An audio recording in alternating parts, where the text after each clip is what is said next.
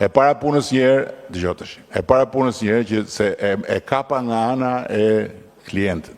Tani po e kap nga ana e punëtorëve. E para punës njerë, mbështetje ju që akoma deklaroni punonjës me 500.000 lek, kur e dim shumë mirë dhe ti dhe unë dhe jam i bindur që po të shkojmë të pyesim peshqit e liçenit artificial do na konfirmojnë që nuk ekziston punonjës me 500.000 lek me pak minimale ndërtim. Nuk ka.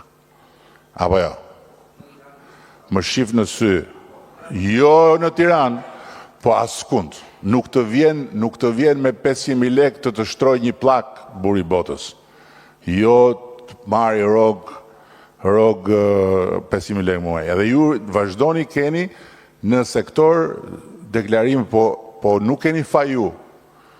Na i ka lidhur duar gjykata kushtetuese para ca viteve që ka vendosur që ne nuk mundet dot t'ju vendosim ju tavan, edhe juve lozni.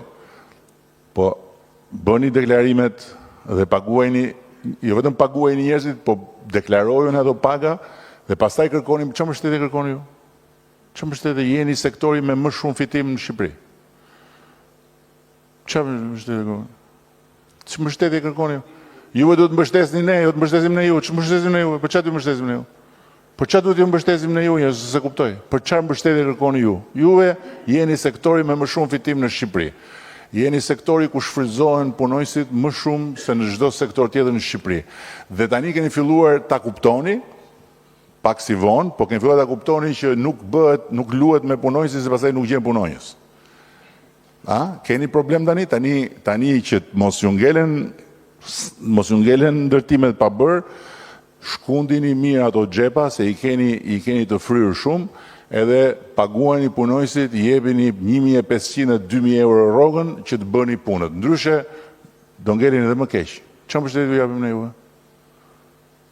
Çfarë mbështetje ju japim ne? Se ç'të flasësh ti? Ku të flasësh?